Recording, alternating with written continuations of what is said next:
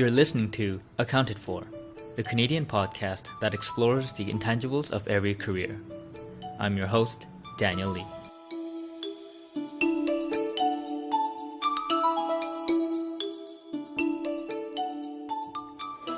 Hello, welcome back to Accounted For, everyone. This is a podcast that shares and inspires unconventional career journeys. Please help the podcast grow if you're a true fan by rating it on iTunes with a nice 5 stars and also leaving a kind review. And if your podcast listening app that is not iTunes allows you to rate or leave a review, please do so. There's so many out there that I'm losing keep of track, but they all have these kinds of functions, so I'll always appreciate it.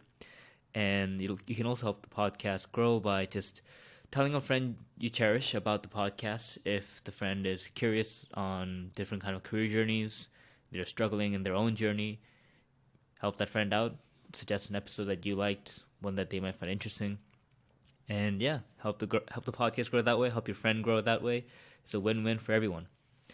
Okay, so today's conversation is with Ben Yoskovitz. He is the Chief Product Officer, aka the CPO, and founding partner of HighlineBETA. HighlineBETA is a venture capital and startup co-creation company based in Toronto. And in our interview, we panned through Ben's extensive 20-year career as an entrepreneur, angel investor, and startup executive. After graduating with a psychology degree, Ben started by building a web service business back in the late 1990s. And after building a service business, he went on to build a product-based company. And then he started one of Canada's earliest accelerators that used the lean startup methodology. And actually, one of the companies from that accelerator actually got acquired by Airbnb as well. And then after that, he went on to become the VP of product at 2 separate startup companies. The first one was GoInstant, which later got acquired by Salesforce, and then VarageSale. He did this while also co-authoring the Lean Analytics book that's been translated to more than, 4 different languages. So as you can tell, he's had a very extensive and very fascinating career all throughout the startup ecosystem and just technology in general. And so we go through the major learnings he's had from all his various ventures, his failures. He talks about how as much as he's had successes, he's had many more failures. And so we try to dive deep into that. His philosophy of building organizations and what he's learned from his continuous journey from being an entrepreneur and then joining startups and then becoming an entrepreneur again and also investing in companies. And we talk about so much more as I try to just dissect all the learnings I can from our conversation. So without further ado, here is my conversation with Ben Yoskovitz.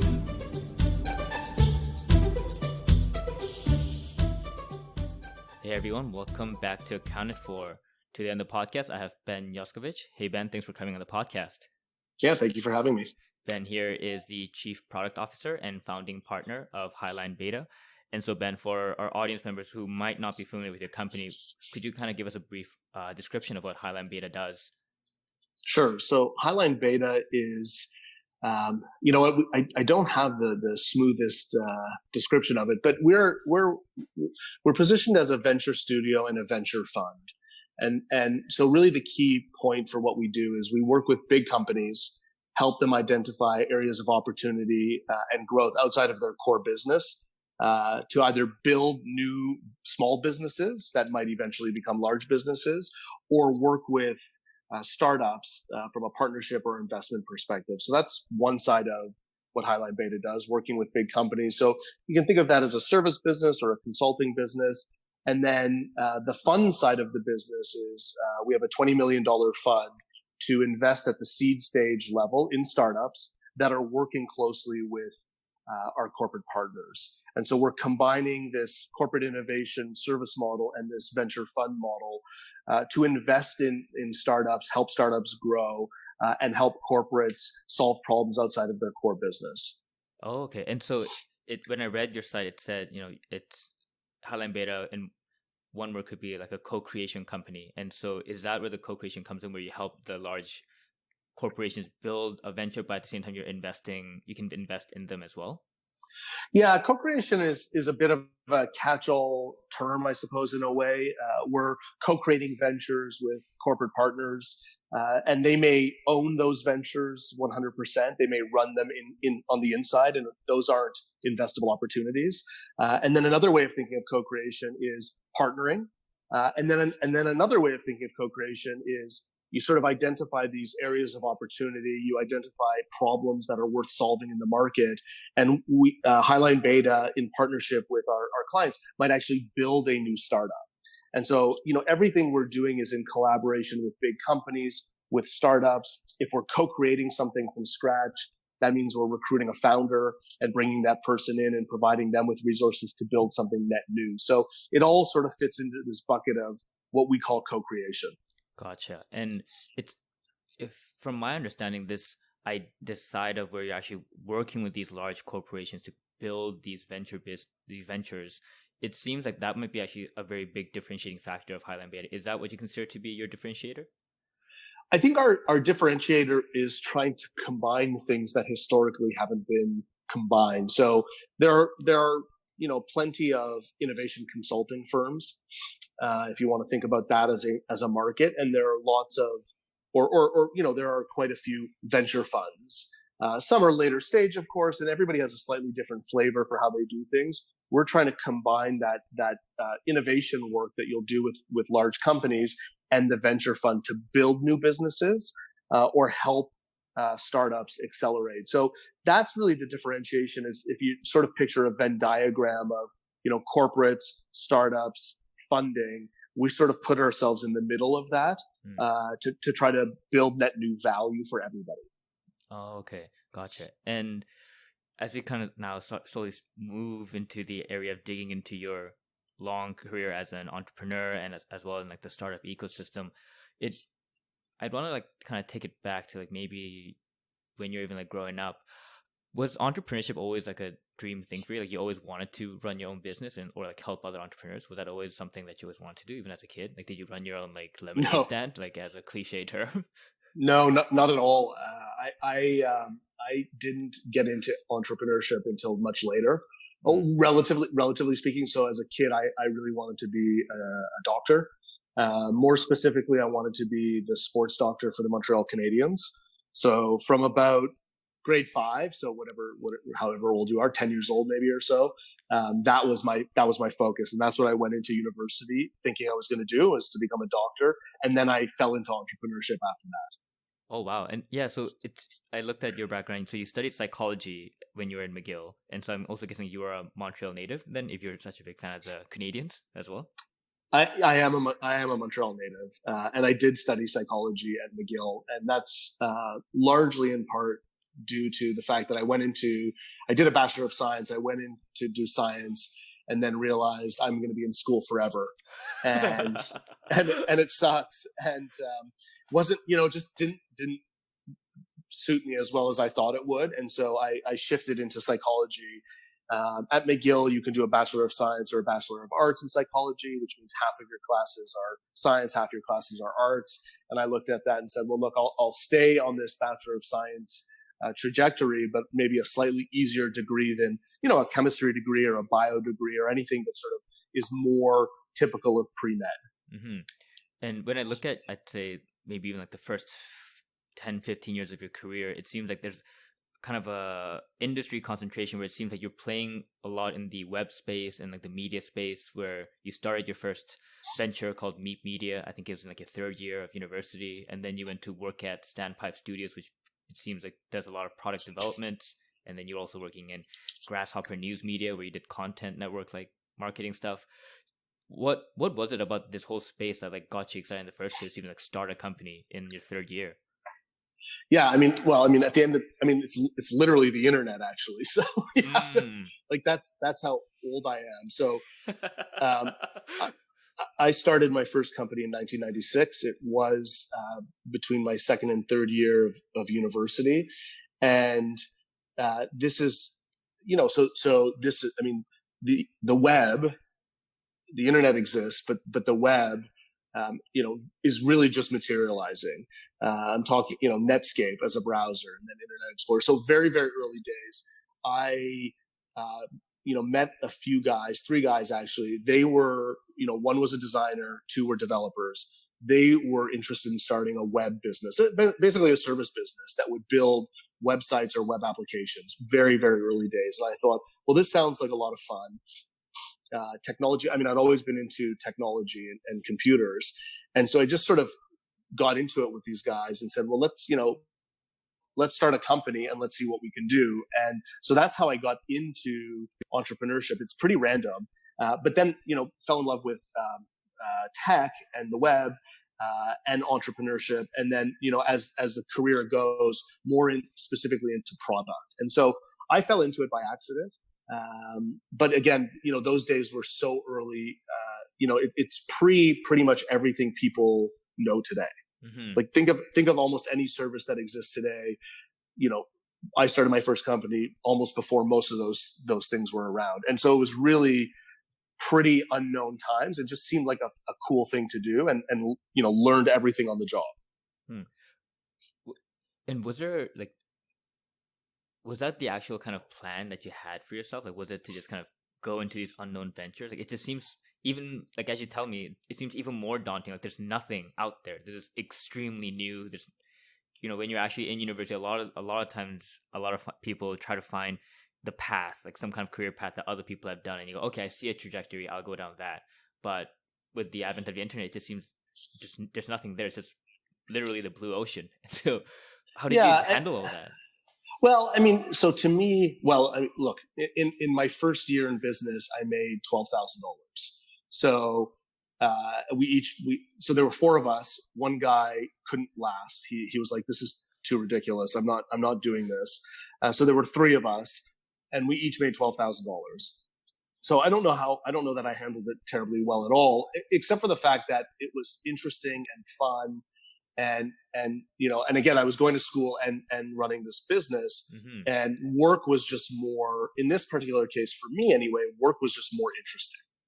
And so, I started, I did graduate from McGill, but I was more focused on work than I was at school. And so, we managed to, I can't remember our first client necessarily, but we managed to get small, web projects. And again, you have to remember at the time, it was like we were just putting up brochureware for them.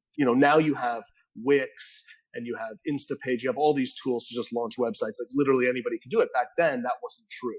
So everything was built from scratch. And then what we figured out pretty quickly, which is, in hindsight, not terribly shocking, was that we were pretty lousy at the business side of things, sales and marketing, but we were pretty good from an output perspective, as in we could build stuff. The devs were good, the design was good. I was getting better at thinking about how to run these things and do the product and project management. And at the time, the exchange rate between the Canadian and the US dollar was much worse than it is now. If you think about worse as in each Canadian dollar was worth a lot less than it is today. And so we essentially turned ourselves into an outsourced dev shop in a way. And that's actually how we got connected to Standpipe Studios. So these guys were in New York and Detroit. They were working with bigger clients, building websites and web applications, but they were outsourcing a lot of the actual delivery, right? The execution. And so we said, well, look, here we are. We're in Canada. We'll charge whatever it was, $100 an hour, but that was really $50 US an hour. So basically nothing. And give us the work. And so they started giving us more and more work. So we didn't have to do so much of the sales and marketing. And then essentially they acqui-hired us is the way I would describe it now. They said, guys, why don't you just work for us full time?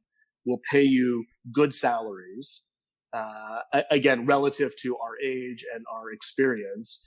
And then we sort of became Standpipe Studios. Oh, okay, wow. And then it seems like you've been at Standpipe Studios for about 8 years until you decided to go out and start your own other company called Standout Jobs. What spurred that when you decided to just leave and start a recruitment communication platform? Well, so Standpipe Studios, we were doing service work, and that was pretty good. And then, but then you got to remember there was like a .com crash, right? So 2001, 2000, sort of, we have an economic crisis on our hands. People are like, .com stuff's not going to work. Lots of stuff had IPO'd. And so a lot of web service work had dried up. People weren't spending, hundreds of thousands, if not millions of dollars to build these fancy websites because people started to believe the internet wasn't going to work. Right before that, we, as a company, we decided to get into the product business, and we decided to build project management software. So again, you have to think, this is before, this is before most project management software existed. It's, people were barely putting software online. Software as a service is a very common concept. Back then, it wasn't. And we said, well, look, we're managing all these projects for clients, so why don't we build a product to do that, and we'll sell the product. And it was lucky that we did that, because when the web service work dried up, people were still buying software. And so we built this company called Vertibase, or this product called Vertibase, which essentially became the company. And we ran that for quite a while. And that was the shift from service work to product. And then I left to start Standout Jobs, which was in the recruiting space, so a very different industry. And the reason I left was because Vertibase, grew to a nice size, but it sort of got old. And, I had been between Meet Media and Standpipe Studios and Vertibase. It was 10 years kind of working with the same group of people, not the same, not working on the same stuff. But I sort of felt like it was time to go do something else. A lot had happened in my life. I'd gotten married. I'd had my first son. And I realized Vertibase was never going to really grow. It was going to be a nice business, a small business, but it was never going to grow beyond that. And I wanted to take another shot, a bigger shot. And that's why I decided to start Standout Jobs. Oh, wow. And so that you ran Standout Jobs for the next, I think, 3 years until it got acquired. And then you started Year One Labs, which it is like a early stage accelerator that focuses, I think, on the lean startup model, if I'm correct. Yes. Yep. Yeah, exactly. Yeah. I mean, Standout Jobs was, I guess, the second time I'd sort of started a company, but now, quite a bit older, a little bit more sophisticated. We raised about $1.8 million from investors. And I guess my timing was pretty lousy because, then in 2008, we had another recession. So mortgage crisis in the US. And, a lot of companies many companies, in fact, do stop hiring when there is a recession. Although, truth be told, a lot of them are sort of firing with the left hand and hiring with the right hand. But it was a difficult time to build a business and try to monetize that business without lots more capital. And so, we sort of spent 3-ish years trying to build that company, eventually sold the assets of that company. So there was an exit, but not a successful one. It was really not, it was cents on the dollar, but it was an interesting experience to go through.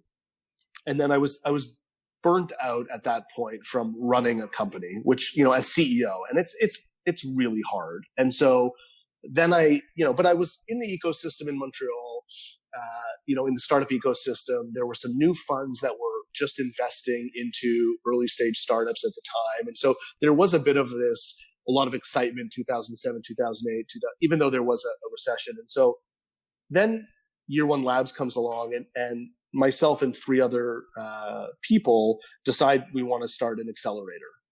And so that was Year One Labs. And so it was an opportunity to stay in the startup ecosystem, look at it from a slightly different perspective, from hey, I'm not going to run these companies, but I'm going to invest in them. I'm going to mentor them. I'm going to support them. And it was right around the time, to your point, where Lean Startup was coming out. And so Lean Startup comes out. It's a book written by Eric Ries, which I would encourage everybody to read. And what happened for me when I read that book, and there was another book called 4 Steps to the Epiphany by Steve Blank, who coined this concept of customer development, which is a precursor to Lean Startup. Anyway, I read these books, and it's to some degree, it's as if these books were written for me. Because I was reading them, I was like, oh shit, I made this mistake. Oh my God, I can't believe how stupid I was. And so I wanted to take those principles and help other founders not make the mistakes I had made. And so we designed Year One Labs to be a year-long accelerator program, very different from other accelerator programs. One of the first accelerator programs in Canada. I'm not going to say the first, but one of the first, certainly the first, I would say, that was, taking a different approach than a sort of 3-month program. We gave things a year to bake.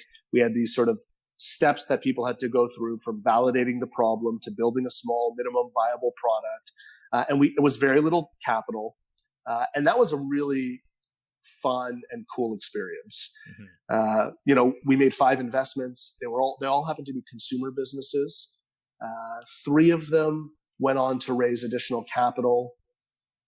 One of them was acquired by Airbnb, which was pretty cool. I have to say, it was pretty fun to watch. And one of the businesses actually, so 2 sort of died out pretty fast. 3 kept going. One of them eventually failed. One was acquired by Airbnb, and one of them is actually still going as a business. So that was pretty fun to run that accelerator program. Yeah, and it also seems like it's been an evolution where it's kind of like a step ladder, where you started a service-based business first, and then it worked with a large corporation, and then it got bigger through them, and then you started a product-based business, and then you moved on to now launch something like a marketplace, in fact, where you're now also helping other entrepreneurs. Like, was that a calculated progression? Or like, how did that kind of thought process evolve? You gently touched upon moving from service to product, but then from product to starting an incubator. It just, like, how did that there's happen? There was, there was no strategic plan. I mean, I think it's got to be very clear on that. Yeah. There was no master plan. Honestly, if I go back to the early days, the first company, or at roughly 10 years, I kind of blinked. A whole bunch of stuff was happening in my life. I kind of blinked, and it was 10 years later. And I'm like, wait a second, I haven't accomplished what I want to accomplish. And then, I started Standout Jobs. I didn't know anything about the recruitment space, and that was a huge mistake. But, it was an interesting ride. And then I got into, we raised money, and I started to learn about raising capital and venture capital and angel investors. And I learned all about that. And, and then when that was done, because of the network that I had built up, and that's probably the thread throughout, is just building a good network of people. My partner at Year One Labs, or one of them, Raymond Luck, he was already thinking about doing this thing. And I'm like, hey, I'm out of Standout Jobs. I like helping entrepreneurs. Why don't we do this together? And so these things just sort of fall into place as you build these networks. But there was absolutely no master plan. Really, from Standout Jobs, I just didn't want to start another company, because I had spent 3 years essentially banging my head against the wall, trying to, make something happen. And I didn't want to be a CEO. And so with Year One Labs, Ray was really the guy leading it. I was there. We were partners with a couple of other guys as well. Actually, one of our partners, Alistair Cole, I ended up writing Lean Analytics with. But it was, you weren't the CEO of a thing, right? You're this accelerator program designed to help other people be the CEOs of stuff. And so it felt like a lot less responsibility, a lot less burden. And it was fun to do. If there's one thing in my career that I think has been fairly consistent, is going from doing a lot of things. So think of a service business. You're servicing a lot of clients, to building one product. So if you think about service business, then a product, then Standout Jobs is one thing. Year One Labs was 5 things. And then after that was one thing. So I think it's going from focusing on one thing to focusing on a lot of things to focusing on one thing, sort of back and forth. And so it seems like, Year One Labs in one aspect is kind of the predecessor to what you have with HighlineBETA. And I'm wondering, what kind of learnings did you pull out from those periods where you started your first kind of incubator / accelerator into your current one?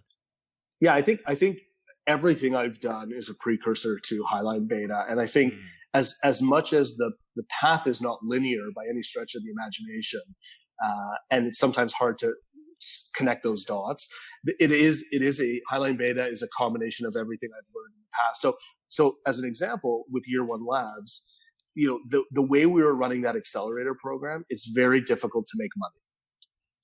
And so, and I've written blog posts about this in the past where accelerators, it's a difficult business to make money. We would have had to have scaled year one labs, we would have had to have raised a lot more money and invested in a lot more companies. Because that's ultimately what the business model would have looked like, which is, you can't do 5 companies a year, roughly 50K per company. Who pays the bills, right? How do you pay salaries and everything else? So we weren't really paying ourselves. And so, which is economically not the smartest thing to do. You have bills. And so, HighlineBETA, changes that because we do have a service component to this business, working with big companies, and that is a revenue model. So, accelerators genuinely can accelerate startups. They can genuinely help startups grow. But you got to think about, well, how is this sustainable and scalable? And then I'd say the other thing is when we work with these companies, although they were consumer companies, what we started to realize working with those startups and mentoring a host of others was, oftentimes they started to figure things out when they got that first big customer or they got that first big partner. Well, guess what? Those were always big companies. And so, we looked at that and looked at our history and said, how do you bring the big companies to the table a little faster, bring them to the party a little faster? How do you make sure they can work effectively with startups because they don't speak the same language? So these are all the kinds of lessons I learned with year one labs to try to build a different model for helping startups grow. And in fact, HighlineBETA does run accelerator programs today. They're structured a little bit differently. We call them commercial deal accelerators because they're focused on executing pilots between startups and big companies. But a lot of those lessons come from having run an accelerator and seen the good, the bad, and the ugly of it years and years ago.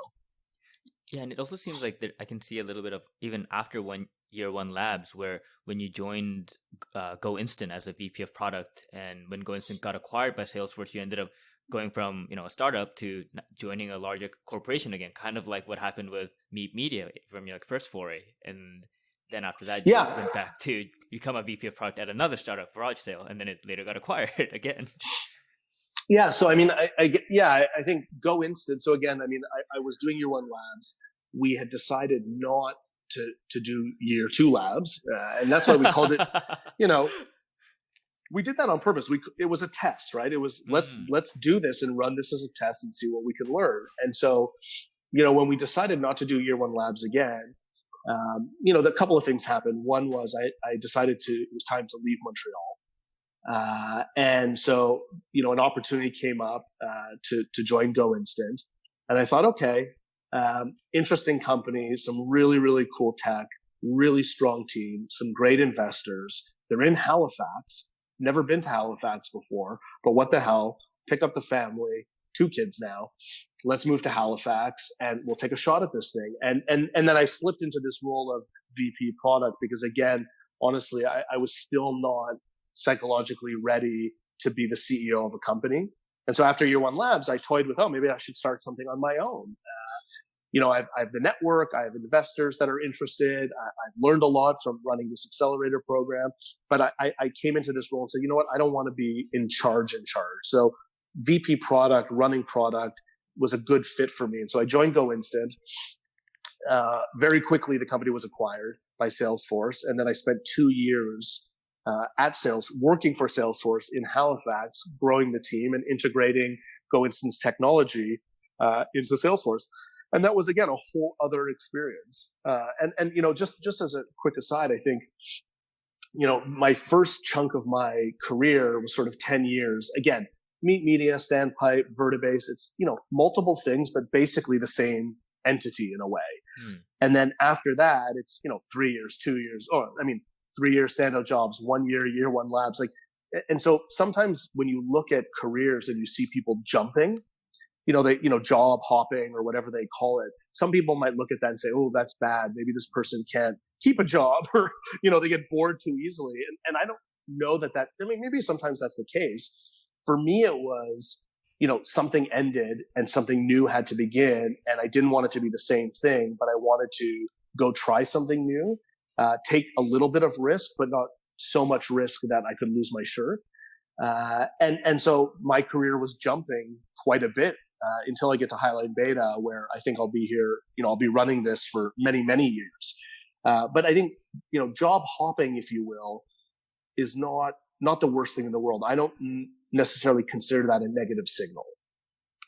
Yeah, no, I 100% agree with you. I think I try to tell even my peers how maybe, why do people have this arbitrary 2-year rule where, like, at least like the professional services, like you have to do 2 years and you get to go somewhere. Then a lot of my friends will say, oh, I'll stay for another year because I got to hit the 2-year mark. And it's very arbitrary, but instead there could actually be something else, like a focus on what are you learning? Have you maximized what you think you could learn? Are you hating diminishing returns? And do you want a new adventure? And it seems like there's not so much emphasis on that, but more so on like sometimes a public perception of that, the negative stigma people give for quote unquote job hopping.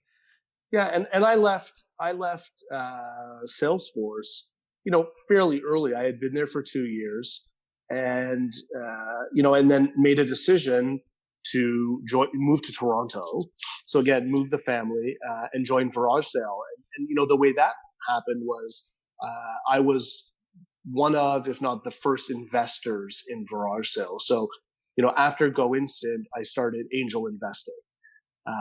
Using some of the experience from Year One Labs, again, using some of the network that I had built up over, some time in the tech space, invested in VarageSale. The founders were friends of mine, invested in VarageSale, and then, was convinced to move to Toronto and join the product team there. So I left Salesforce quite early, but again, it was, new adventure, new things to learn, new things to try to accomplish. Could we build VarageSale to be, bigger than GoInstant had been? GoInstant was successful, but, in my mind, it's like, well, what's next? What's the next sort of thing that we can accomplish and experience? And so went to join VarageSale, had a good experience there. I wasn't there when the company was acquired, but, after VarageSale, and again, I was running product there. And then when my time at VarageSale was done, then I finally decided I was ready to start another company. Mm-hmm. And so it had been whatever number of years that is. I mean, 10-ish years maybe since, 9-10 years since I had started a company, if you exclude Year One Labs, and then finally decided it was time to, start my own thing again. And then started HighlineBETA. And I think prior to HighlineBETA, you've had somewhere around like 17 angel investments during that angel investing period. And how does one get started in angel investing? Would you say it's from just building that network where these opportunities like end up coming inbound to you, or did you actively start thinking, do I want to try building this investing skill set again? It's a combination of both. I think the initial investments that I made were in friends, people I knew that happened to be starting companies. Most people knew about the exit of GoInstant to Salesforce. And I knew people who were starting companies and said, okay, well, I'm gonna angel invest, and start doing that.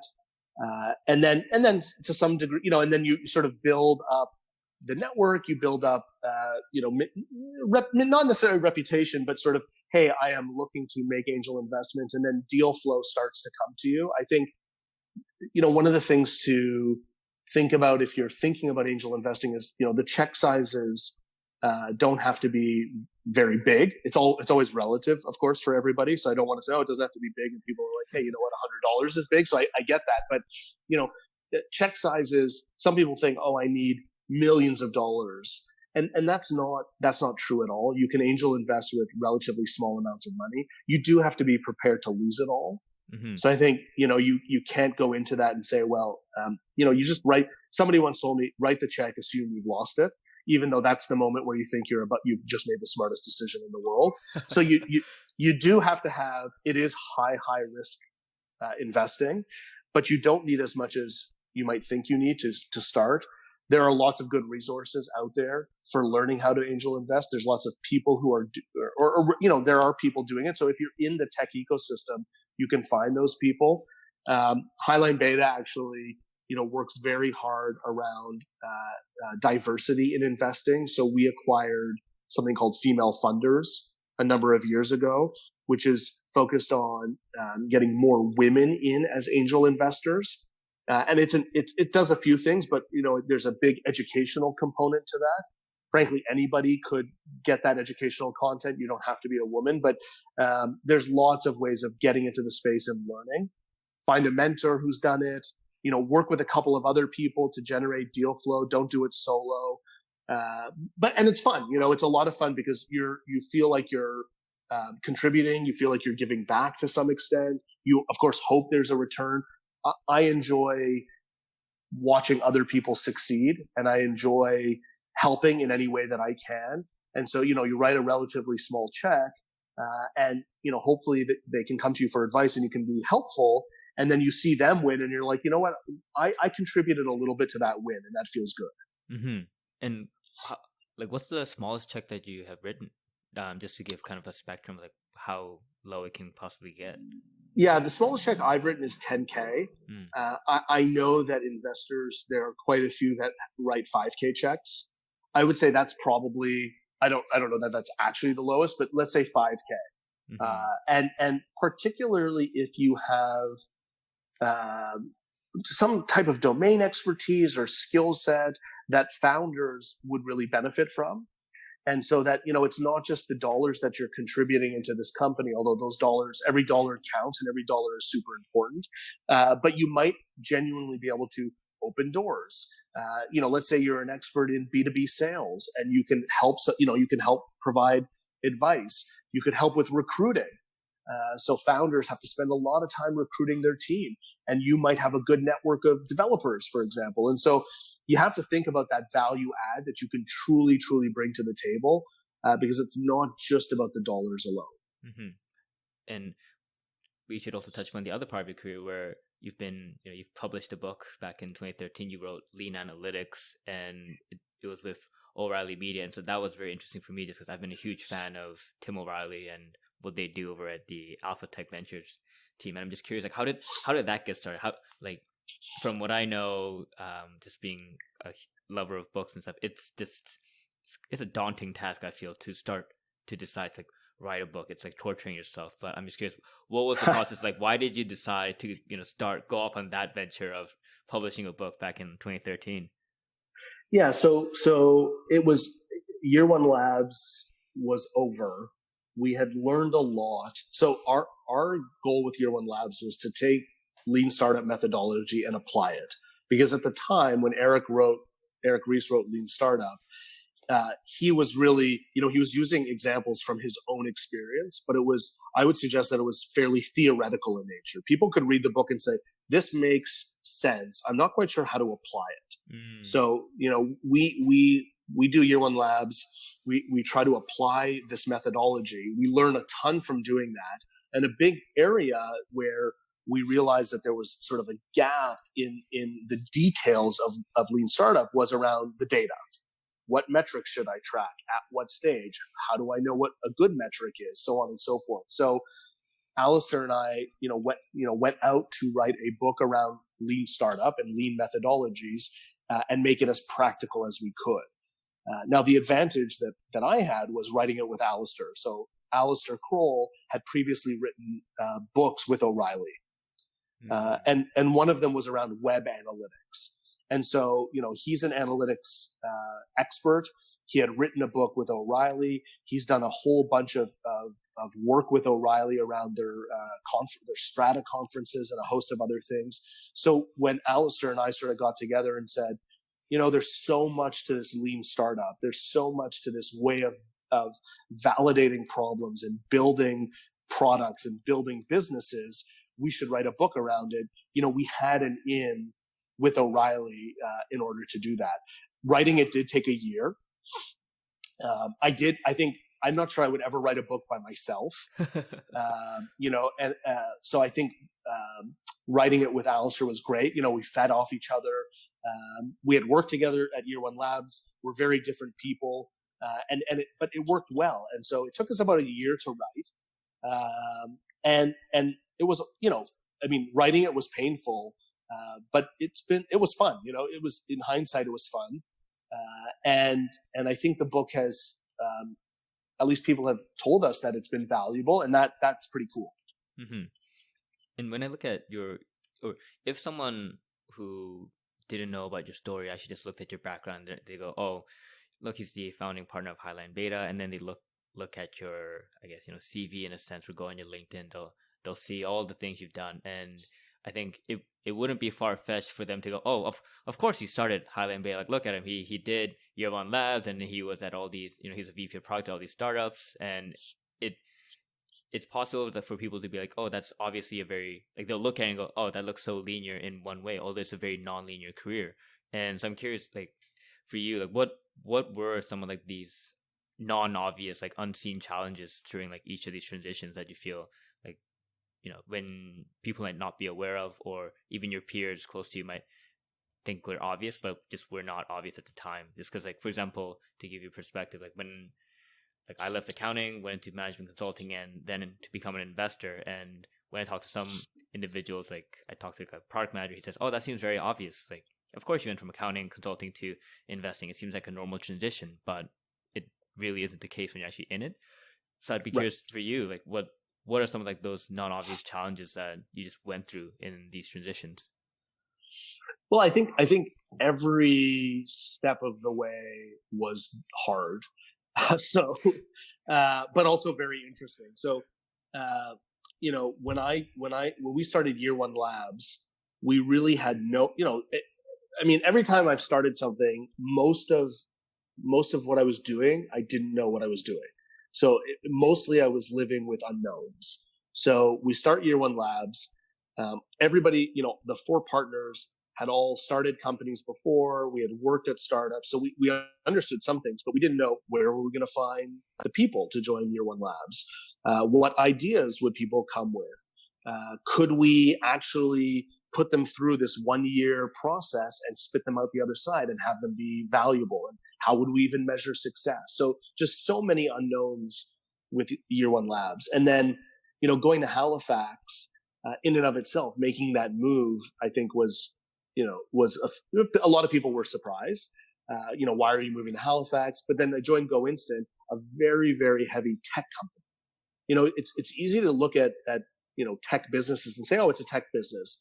They're not all created equal. They're all very different. GoInstant was very, like, what I would describe as hard tech, solving an actual very complicated technical problem, and quite early stage. There were no customers really yet.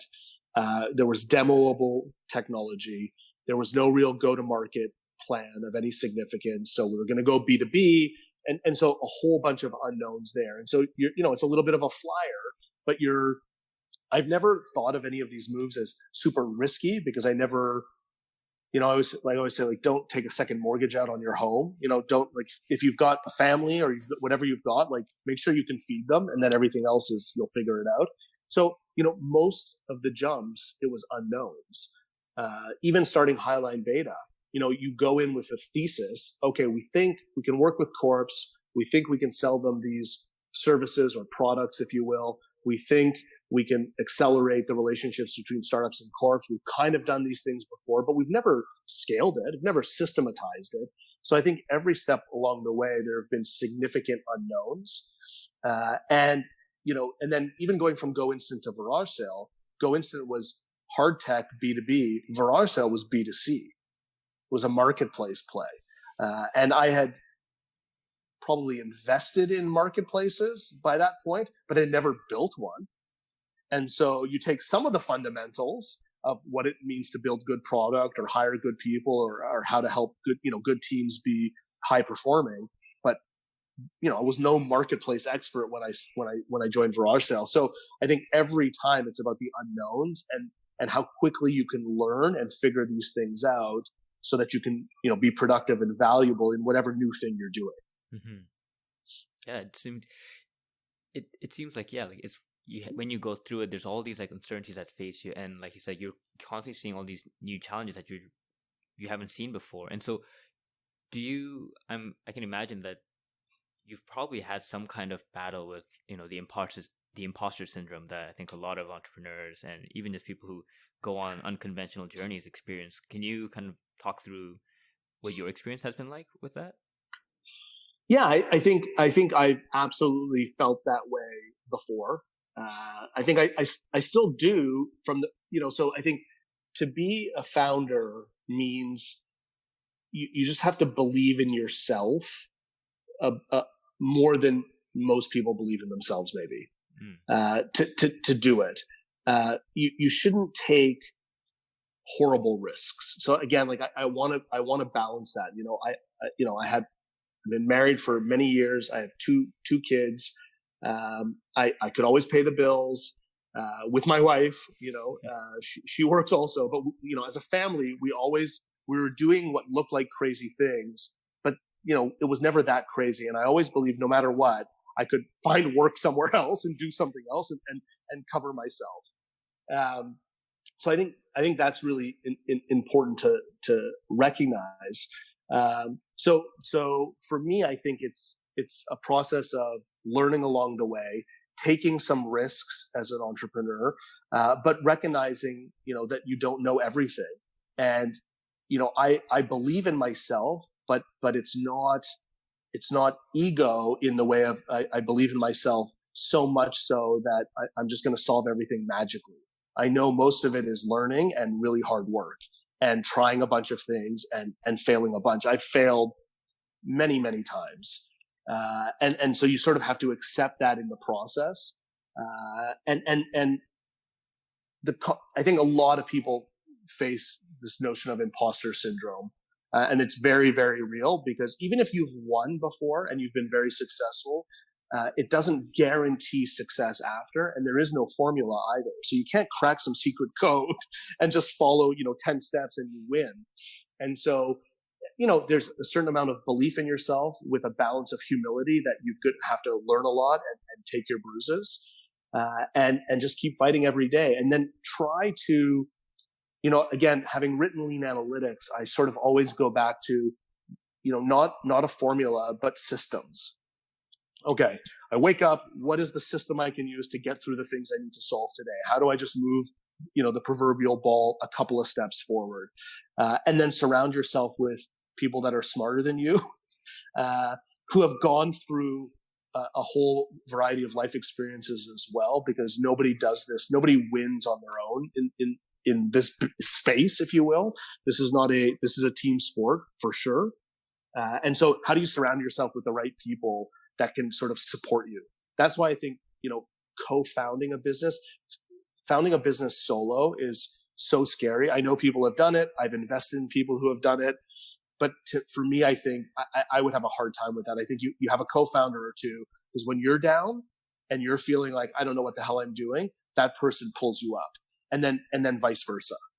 And as long as everybody's not feeling super down at the same time, you've got your support system there, and I think that those things are really important to powering through that imposter syndrome, or that that fake it till you make it kind of feeling that a lot of people will have. Mm-hmm.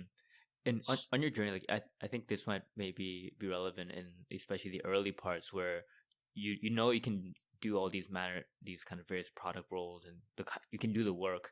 But have you experienced times when the market isn't responding to the way you expected, where they might, let's say like an example is like nowadays for product managers, like some roles require you to have an engineering degree, whereas if you don't have one, they might just not respect you, even though you might have the experience and you can do it.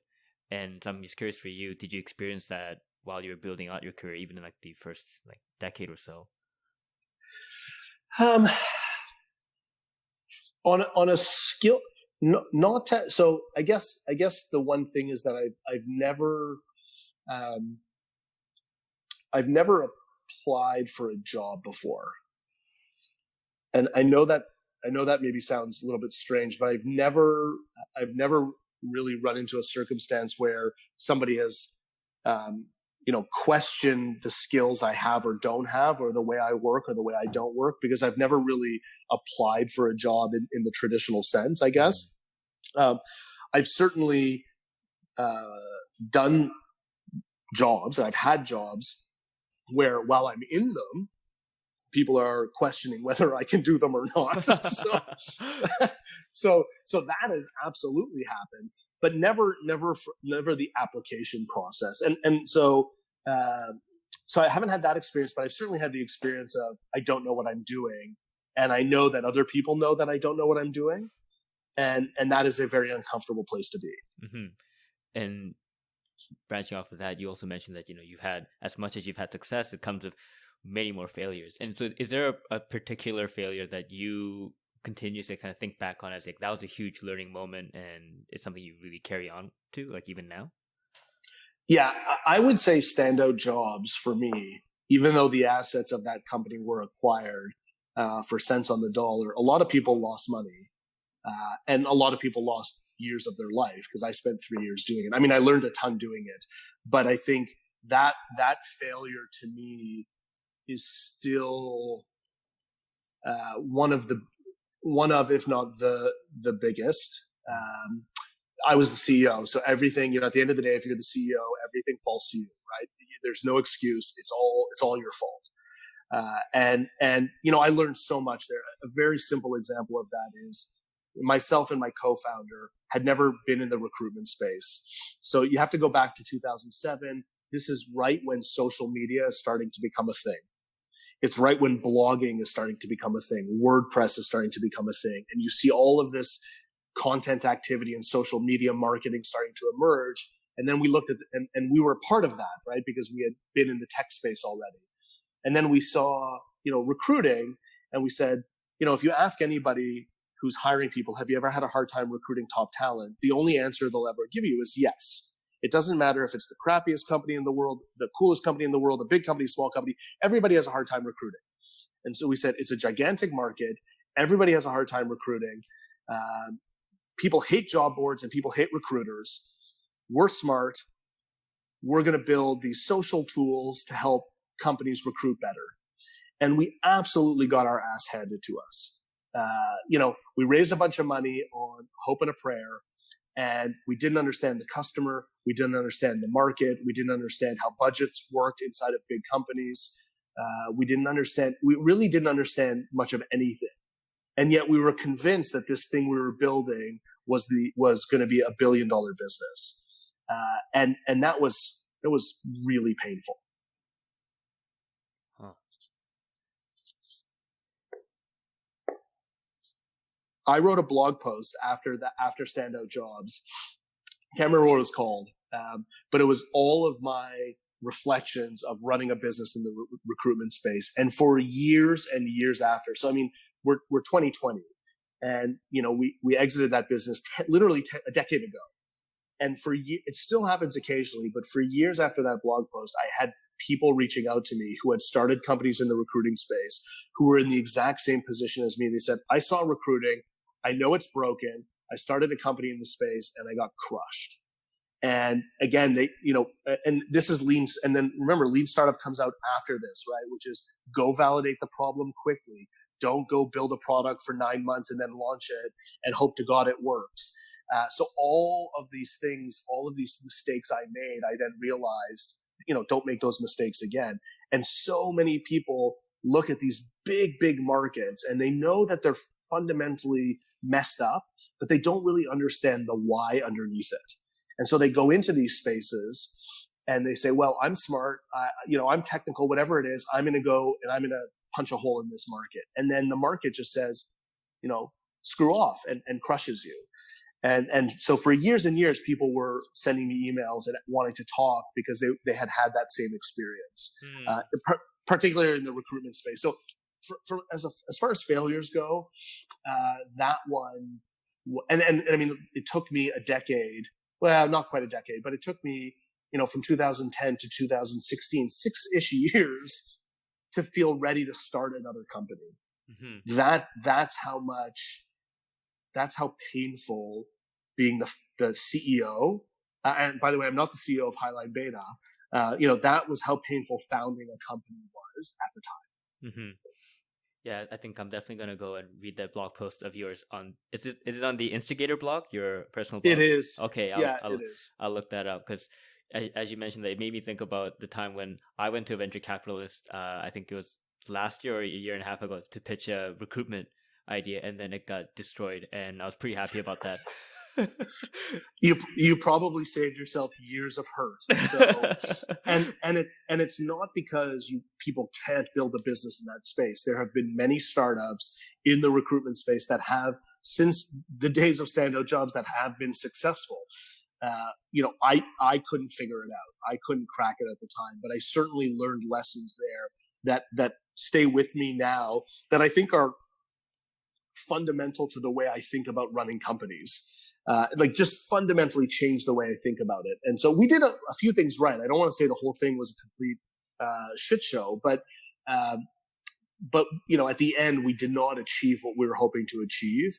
And, for me, if you're going to make these kinds of mistakes, which maybe are inevitable, you really don't want to repeat them. Mm-hmm. It's okay to do it once. Just don't repeat the same mistakes. Really try to learn from them. And I think that's true if you're starting a company, but I think it's true if you join a company. You have a job at whatever company it is, whatever you're doing. If you make mistakes, just try not to make them again. Because that's the point where it's not productive. Sometimes I think, people will often say you learn more from the mistakes than you do from the successes. I think that's probably true. The successes, inevitably, there's so many elements to why you succeed, and you can't ignore things like luck and timing, things that you don't necessarily control. But failures, it's usually because we did something wrong. And so I think you have the opportunity to learn a lot more from those failures if you're really, it might take years after you recover from them, depending on how big they are. But anyway, I think that to me is stands out. I think there certainly have been others. I would suggest that we didn't accomplish what we wanted to with VarageSale. It didn't scale to the extent that we hoped it would scale to. I would say that, Year One Labs, I would say, was a success because, one of those investments, again, one of those companies was acquired by Airbnb, and that's proven to be, great for us. And Airbnb obviously has grown immensely since when that company was acquired. But we didn't figure out how to scale Year One Labs either. So I think a lot of failure, some small Standout jobs, I would suggest, was a little bit bigger of a failure, but also, lots of wins too. I think it's, maybe it's even. And then you just need a few more wins than losses, or you need the wins to be way outsized versus, little losses, huge wins. That's not a bad career. Yeah, that's actually, I don't know how familiar you are with the value investing world, but there's a investor that I really like called Monish Pabrai, and he has a saying where he's like, he considers his investing approach is tails, or heads I win, tails I don't lose much. And that's the way he recommends that value investors think as well. And I think it's applicable to various aspects of life and business as well. Absolutely. I think in some ways I've probably followed that, whether I realize it or not, but it was more so about, some people might look at my career and say, oh, wow, that was super risky. But in reality, maybe the first company I started was pretty risky because there was a chance I, maybe would have left university, not graduated, and then not had some, backup plan, for example. I mean, and by the way, even after I graduated, my parents, still encouraged me to go get an MBA because they're like, just in case this startup thing doesn't work, don't you think you need some, but you're doing this business thing, so that sounds interesting. Don't you think you need a backup plan? So I actually went and did the GMATs and applied and got in. I never went to get the MBA, but maybe that was the most risky thing I did.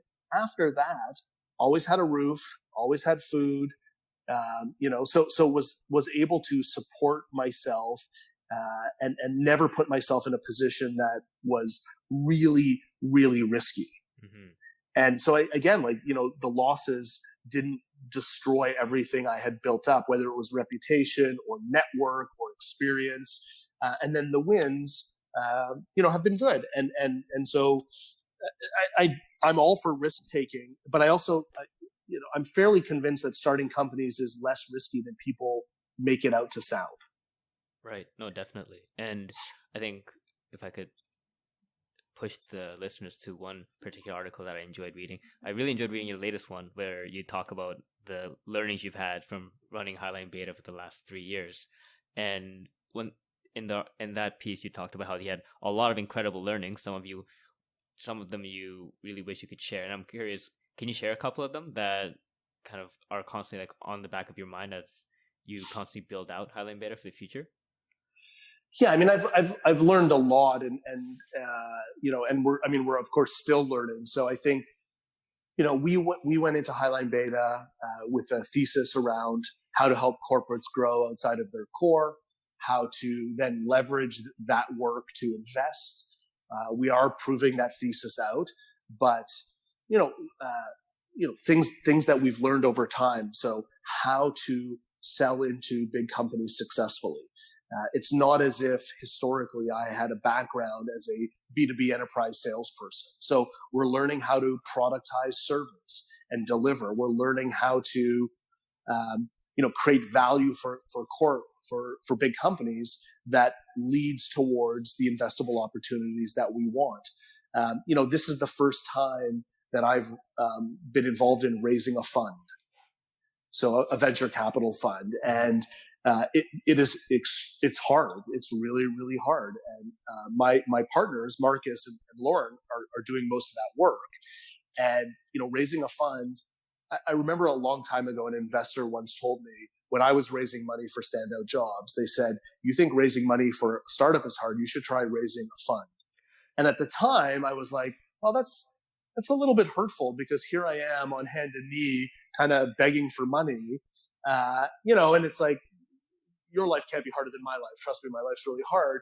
And, now raising a fund, it's challenging. And so, that's a good, we've learned about that space and how to do it. And so, those are things we've learned, always learning more and more about different industries and verticals. So that's one of the things I really love about what we do, which is we get to work in a whole variety of different industries. And learning a ton about that. And that there's no downside to that learning. That's all upside, right? And that's just getting to learn about what consumers care about, getting to learn about what big companies care about. So lots of fascinating stuff there as well. Mm-hmm. And I'm actually curious on maybe even your first experience of actually convincing a large organization to, buy your services, because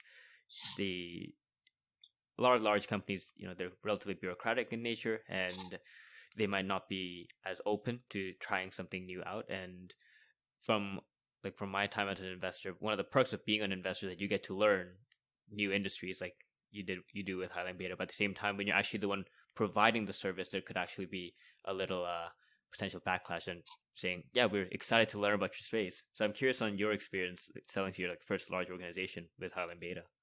Yeah, it's a process for sure. It's not easy. I would say that we have the benefit of having worked with different organizations over our careers, and so to me, you have, if you're going to start something, selling to big companies, frankly anything, but if you're going to start selling things to big companies, you need some good relationships in place already. You need some, let's call it, like, you need some assets in place that you can leverage to get that first customer or that, second customer, that first referral. And so, I think we leverage, I don't think we could have started Highline Beta 5 years ago or 10 years ago. I think, the timing it's hard to time things, but, that first initial traction comes from reputation, relationships that have been built up over years.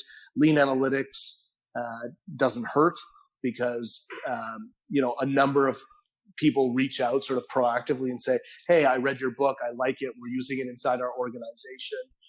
And so, again, that's what I mean by having these assets in place, which, again, if you're starting from scratch, you can't do. But then that falls back to network and just building network over time, because you never know when that network, you're going to be able to unlock some value from it. Mm-hmm. And how do you go about building your relationships up? It's something I'm still learning to do. As through the podcast, I've been able to meet a lot more people, but at a much faster pace than I'm used to. And sometimes it just seems like there's so many people to keep track of. How do you go about building relationships, maintaining them, etc.? Yeah, I guess, if I go back in time, I'm in Montreal right around Standout jobs, or even just before Standout jobs. I was running this company, VertiBase, this project management software, and I was really not super connected into the ecosystem. And when I realized I was thinking of doing something new, I started attending events, but I also started running things. And so I ran this tech entrepreneurship breakfast. So in Montreal for a couple of years. I think the answer is you have to create some kind of value. So the podcast is a great example of that. You're doing a podcast, you get people on the podcast, so that is a touch point. You put that out there in the world, it's creating value. So I think you have to create something of value, whether it's an event or content, whether it's, presenting about something that you have expertise in. So if you can put stuff out into the world, that's creating value. That's usually going to be the sort of, that'll be the top of the funnel, if you will, for people reaching out to you. So you're not always the one sort of chasing people around. And, so I think, you got to attend stuff. You have to participate in the circles, wherever with whatever circles you want to hang out with. Again, for me, it's mostly, the tech and the entrepreneurship space. But I also think you have to come up with something that you can produce and create. Lean analytics is maybe an extreme of that, of course. But, well before lean analytics, I was blogging. Now, I had the advantage of it. I started blogging pretty much when blogging started becoming a thing. So that was maybe from a timing perspective, that was lucky. But there's, podcasting grows in popularity. So I think that's, you just got to participate in the ecosystems. You got to network, you got to be available. You can mentor people. There's lots of different things you can do, but I think of it often as creating. What value can you create and put out there, and see who and what that catches. And for you on your journey, you've been constantly creating, whether as an employee, as an entrepreneur. What motivates you to continuously go on these unconventional journeys? Honestly, it's just fun. It's just fun. That's a good reason. Yeah, I think, one thing I have learned, because every day hasn't been fun, but and then you look at hindsight and you look at it with rose-colored glasses. But I would say that there was a point in my life where I said I never want to be doing something that I don't enjoy. Not to get it's not to be philosophical about it, but life is pretty short, and if you don't work towards optimizing for what you want out of it, nobody's going to hand it to you. So for me, there was a point, I think probably at the end of that VertiBase, when I started Standout jobs, I'm like, I'm never going to do anything for 10 years unless I really want to be doing it. I'm always going to try something new. I'm always going to try to optimize for things I enjoy. And again, not because every day was fun. That's absolutely not the case. But I think I still just enjoy it. Things like I enjoy writing. I certainly don't blog much anymore, if at all. And writing a second book, maybe someday, but that's a whole other task. But I do like creating stuff, to put ideas out, to test ideas, to get feedback on stuff. But ultimately, honestly, it's about fun, and it's about, for me, it's about the creation process. So now I'm creating with my co-founders and the team HighlineBETA. So that's the thing I'm trying to build. In other times, it's been a product or even a feature or something else. I just like building stuff. And what is something that you feel like you believe that goes against conventional wisdom? It's one of the questions I like asking a lot of my guests, and I'm curious for you, what's something that you feel that you have a belief in that might actually be quite unconventional? I guess for me, I'm not convinced we should cure everything that kills people off. as dark as that may sound, because I'm not sure the planet can actually sustain a population where every disease, whichever one you want to use, is cured. So as much, and I've had family members die from diseases and friends. And so, but I think most people would say, yeah, of course we want to cure everything. I'm not sure the planet survives if we do that. Mm-hmm. Yeah, no, there's definitely a lot of literature that supports that point of view for sure. And yeah, I think that's a pretty fun belief to have as well. It reminds me of like a Bill Burr. Are you familiar with the comedian Bill Burr? By chance? Yes. Yeah, so he has one of those skits where he's like, we can solve a lot of these problems if we just wiped off a couple million people, and that would solve a lot of problems we have. Obviously, and yeah, and and of course there are people who believe that, and I think it's easy to say. So again, if you want to think about something meaningful, so the other thing I would say is that I'd like to spend more time solving problems that actually matter, and not solving problems that don't matter. So then when you start, we work with AB InBev, which is the largest brewer in the world, and we run an accelerator program with them focused on sustainability. And so all the startups they're working with are, solving water problems, energy, renewable energy problems, recycling problems, and that's just cool. Honestly, it's like, wait a second, we could actually solve something that makes a difference. And so, it's not because I'm morbid and, wish lots of people would be killed off the planet, but I do think, you start to think a little bit more about, and having kids, I think maybe has this impact on you as well, where it's like, okay, wait a second, are we leaving things better off than we were before? And I'm not 100% sure we are. Mm-hmm.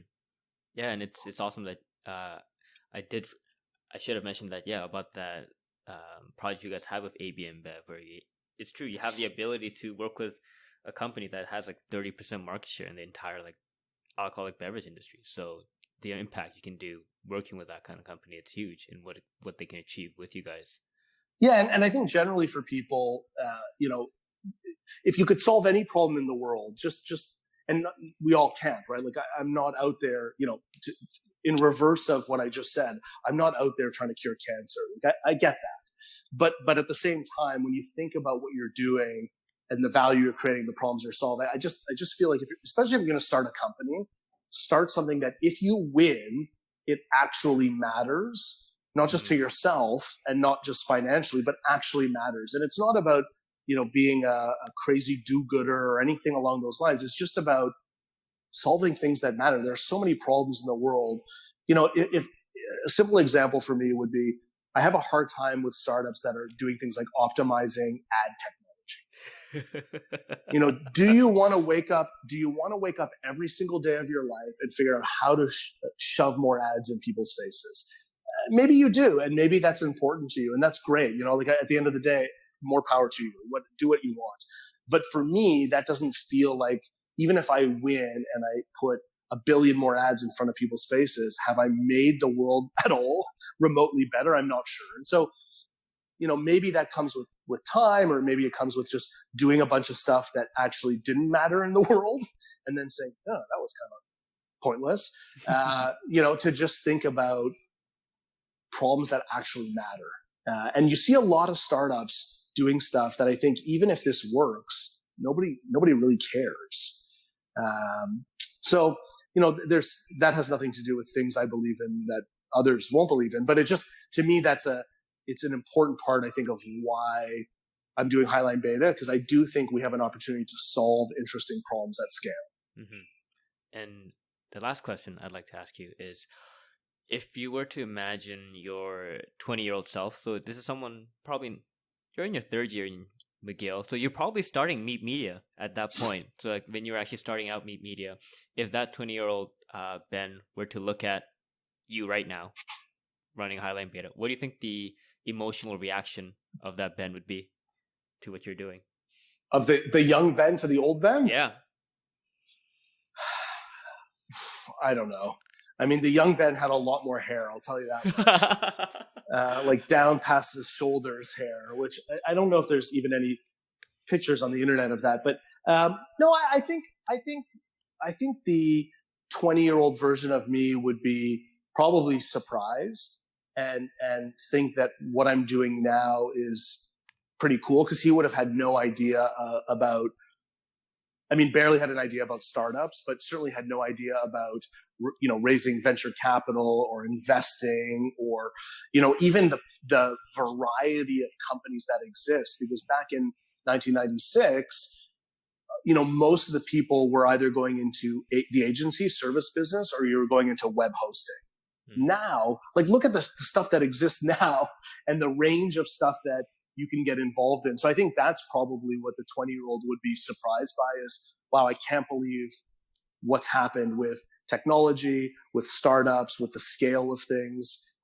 And would be maybe pleased to see that the 44-year-old version of me got his hands into a lot of different pies. Mm-hmm. Yeah, and Ben, as we finish off this interview, is there something that we didn't touch upon that you wish we could have touched upon? No, I think that was good. That was a lot of fun. Oh yeah, I had a lot of fun. Like you have such an interesting story, and I tried digging into a lot of aspects of it. You still have so much more I'm sure I didn't dig into, but I really appreciate you coming on the podcast and sharing your story with myself and my audience. I really had a lot of fun. Awesome. Thanks, Daniel. I appreciate it.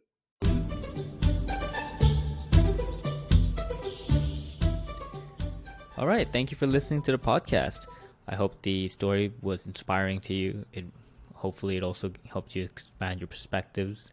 Hopefully it also made you question the default path that you might have been going on, or the default beliefs you might have had. And maybe now it'll make you even think about doing something about it, doing something different, maybe challenging yourself, being courageous. Who knows? But regardless, I'm really happy that you took some time out of your day to listen to this fantastic story with my guest. And if you would like to somehow, in some way, contribute and help support the podcast, and maybe even just be part of the community that I'm trying to build with the greater OMD Ventures platform, really think about being a stakeholder in the platform. And the quick way to do that is to go to my website, oldmandan.com, and go to the stakeholders page. I believe it's oldmandan.com/stakeholder.